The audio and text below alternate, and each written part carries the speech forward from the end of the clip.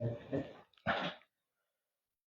الله الرحمن الرحيم. الحمد لله والصلاة والسلام على رسول الله محمد وآله وصحبه ومن سورة الكوثر. الكوثر ككرتين سورة قرآنية طبعا بمعنى خير بركة زور دي كأو خير بركة زورة استاذ يجيني مبست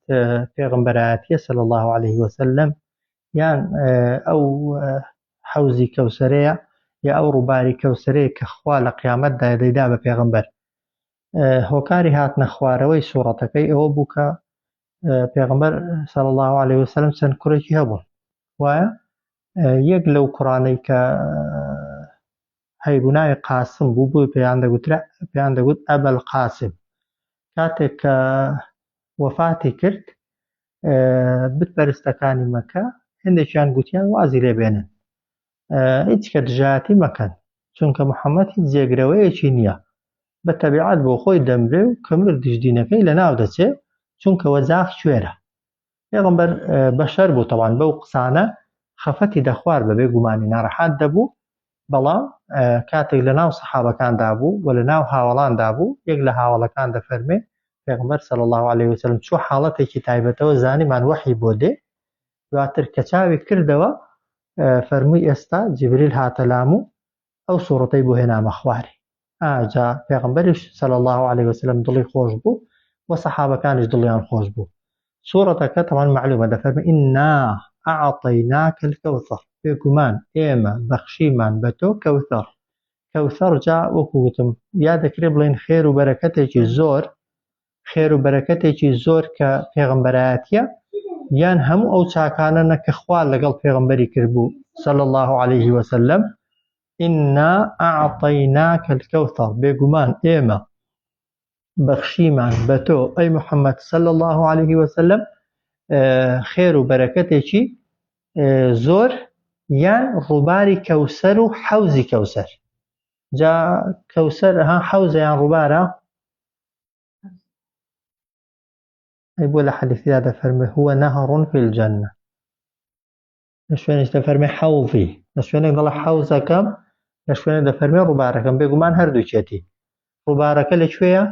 لەناو بەهەشتەیە و لە فیردەوس هەڵدەقڵێ تایبەتە بە پێغەمبەر صلی الله عليه وسلم وایە حەوزەکە لە دەرەوەی بەهەشتەیە لە دەرەوەی بەهەشتەیە ئەو کاتێک کە خەڵکی بەسەر پردی سیڕاتدا دەپەڕنەوە خی گەورە لەو دی و ینی پردی سیڕاتی حەوزێکی دروست کردووە هەم کە بەقەدەر ژمارەی ئەستێرەکان دەفەرمێ ینی پەرداخی لێدانراون و پێغەمبەر بۆ خۆی لەوەیە هەر کەسێک بە ئومەتی خۆی بزانێت و بە ئومەتی خۆی حسابیکە لەو حەوزی کەوسەرە طبعا بەدەستی پێغەمبەر صلی الله عليه وسلم ئاوی دەدرێ و کە ئاوی خواردەوە طبعا هەموو تێنوایەتیەکی لەبیر دەچێتەوە بۆیە لە حەدیثی صحیحدا هاتووە کە لێکیان دەفەرمێن نهر في الجنة ڕووبارێکە لە بەهەشت حافتاه من ذهب هەردوو قەراخەکانی زێڕن ومەجراه على الدر ئەوەی ئاوەکەی بەسەردا دەڕوا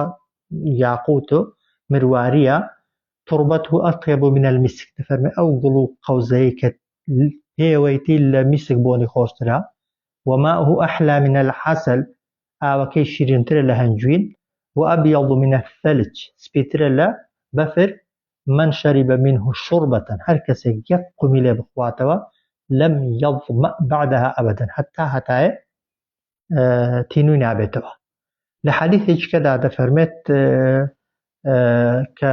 ئەنەس دەژێڕێتەوە دەفەرمێت ڕۆژێکیان پێغەمبەر صلی الله عليه وسلم لە ناوماندا چوویە حاڵەتێکی تایبەتەوە دواتر کە سەری هەڵێنا فەرمووی ئێستا خوای گەورە سوورەتێکی بۆ ناردمە خوارێ ئینا ئەعەطەیناکە الکەوثەری خوێندەوە پاشان لی پرسین ئەتەدڕونە مە الکەوثەر دەزانن کەوسەر چییە قلنا الله ورسوله أعلم وتیان خوا و پێغەمبەری خوا چاتر دەزانن فەرمووی نهر وعدنیه ربی عز وجل ڕووبارێکە خوای گەورە بەڵێنی پێم داوە فيه خير كثير بەرەکەت و چاکەیەکی زۆری تێدایە هو حوض ترد عليه أمتي يوم القيامة أو ئاوە دەکرێتە حەوزێک کە بەسەریدا تێپەڕ دەبن ئومەتەکەی من لە ڕۆژی دواییدا آنيته عدد النجوم پەرداخەکانی بەقەدەر ژمارەی ئەستێرەکانن جاء فيختلج العبد أن ينتزع ويقتطع منهم فأقول دفرمي هندك خلق بەرەو حەوزەکەی دێن و لە من نزیک دەبنەوە بەڵام فریشتە و مەلائیکەتەکان دووریان دەخەنەوە و پاڵیان پێوە دەنێن دەڵێم ئەوانە ئومەتی منن لێیان گەڕێ دەڵێ مەلائیکەتەکان دەفەرمێت تۆ نازانی دوای تۆ چیان کردووە ئەوانە ئومەتی تۆ نین دوای تۆ شتێکیان داهێناوە کە لە دینەکەتدا نەبووە بۆیە کەوسەر هەم ڕووبارە هەم حەوزەکە لە دەرەوەیە هەموو کەسێک کە ئومەتی پێغەمبەر بێ وە شایانی بێ لی دەخواتەوە بەڵام لە ناو بەهەشتێدا ڕووبارە لەوێ تایبەتە بە پێغەمبەر صلی الله عليه وسلم ئینا ئەعطەیناکە الکەوثەر بێگومان ئێمە بەخشیمان بە تۆ خێر و بەرەکەتێکی زۆر یان دەکرێت بڵێن ڕووباری کەوسەر و حەوزی کەوسەر چی بکە لە بەرامبەریدا فەصەلی نوێشکە لڕەبیکە بۆ پەروەردیگارت وەنحەر قوربانیشی بۆ بکە خوا کە چاکەی لەگەڵکردی دەبێ عیبادەت بکەیت شکرانە بژێری چاکە عیبادەتە فەصەلی ئەتۆش نوێش بکە